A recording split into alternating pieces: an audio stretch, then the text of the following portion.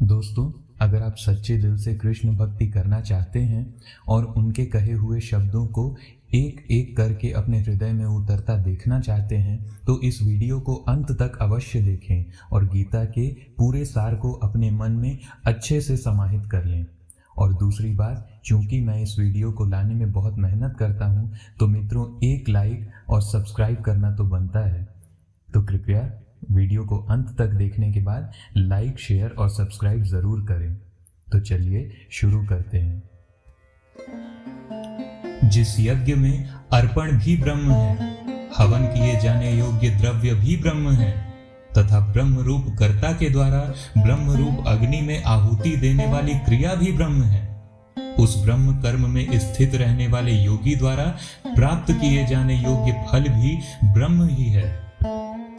कुछ योगी जन देवताओं के पूजन रूप यज्ञ का भली भांति अनुष्ठान किया करते हैं। अन्य योगी जन पर ब्रह्म परमात्मा रूप अग्नि में अभेद दर्शन रूप यज्ञ के द्वारा ही आत्म रूप यज्ञ का हवन किया करते हैं। अन्य कुछ योगी जन श्रोत आदि समस्त इंद्रियों को संयम रूप अग्नियों में हवन किया करते हैं और कुछ और अन्य योगी समस्त विषयों को इंद्रिय रूप अग्नियों में हवन किया करते हैं। दूसरे योगी जन इंद्रियों की संपूर्ण क्रियाओं को और प्राणों की समस्त क्रियाओं को ज्ञान से प्रकाशित आत्म संयम योग रूप अग्नि में हवन किया करते हैं। कई पुरुष द्रव्य संबंधी यज्ञ करने वाले हैं, कुछ तपस्या रूप यज्ञ करने वाले हैं तथा दूसरे कितने ही योग रूप यज्ञ करने वाले हैं। कितने ही अहिंसादी तीक्ष्ण व्रतों से युक्त यत्नशील पुरुष स्वाध्याय रूप ज्ञान यज्ञ करने वाले हैं। दूसरे कितने ही योगी जन अपान वायु में प्राण वायु को हवन करते हैं। वैसे ही अन्य योगी जन प्राण वायु में अपान वायु को हवन करते हैं तथा अन्य कितने ही नियमित आहार करने वाले प्राणायाम परायण पुरुष प्राण और अपान की गति को रोककर प्राणों को प्राणों में ही हवन किया करते हैं।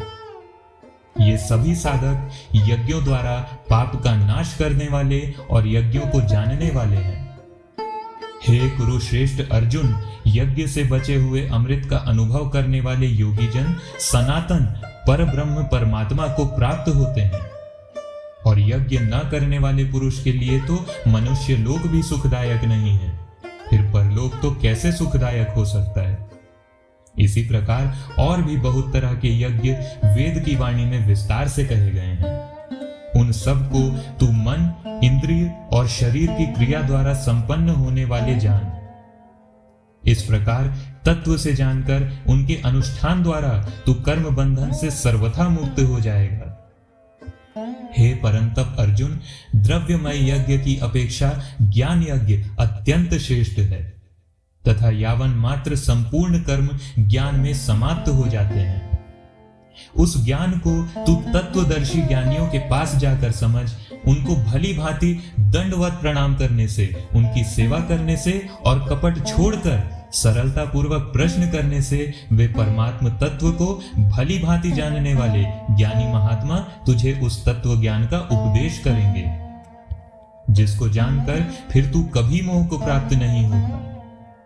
तथा हे अर्जुन, जिस ज्ञान के द्वारा तू संपूर्ण भूतों को निशेष भाव से पहले अपने में और पीछे मुझ सच्चिदानंद परमात्मा में देखेगा, यदि तू अन्य सब पापियों से भी अधिक पाप करने वाला है तो भी तू ज्ञान रूप नौका द्वारा निसंदेह संपूर्ण पाप समुद्र से भली भांति तर जाएगा। क्योंकि हे अर्जुन, जैसे प्रज्वलित अग्नि ईंधनों को भस्म कर देती है, वैसे ही ज्ञान रूप अग्नि संपूर्ण शुभ अशुभ कर्मों को भस्म कर देती है। इस संसार में ज्ञान के समान पवित्र करने वाला निस्संदेह कुछ भी नहीं है। उस ज्ञान को कितने ही काल से कर्म योग के द्वारा शुद्ध अंतःकरण हुआ मनुष्य अपने आप ही अपनी आत्मा में पा लेता है। जितेंद्रिय, साधन परायण और श्रद्धावान मनुष्य ज्ञान को प्राप्त होता है तथा ज्ञान को प्राप्त होकर वह बिना विलंब के तत्काल ही भगवत्व प्राप्ति रूप परम शांति को प्राप्त हो जाता है। विवेकहीन और श्रद्धा रहित संशय युक्त मनुष्य परमार्थ से अवश्य भ्रष्ट हो जाता है। ऐसे संशय युक्त मनुष्य के लिए न यह लोक है, न परलोक है और न सुख ही है। हे धनंजय, जिसने कर्म योग की विधि से समस्त कर्मों का परमात्मा में अर्पण कर दिया है और जिसने विवेक द्वारा समस्त संशयों का नाश कर दिया है, ऐसे वश में किए हुए अंतःकरण वाले पुरुष को कर्म नहीं बांधते। इसलिए हे भरतवंशी अर्जुन, तू हृदय में स्थित इस अज्ञान जनित अपने संशय का विवेक ज्ञान रूप तलवार द्वारा छेदन करके समत्व रूप कर्म योग में स्थित हो जा और युद्ध के लिए खड़ा हो जा।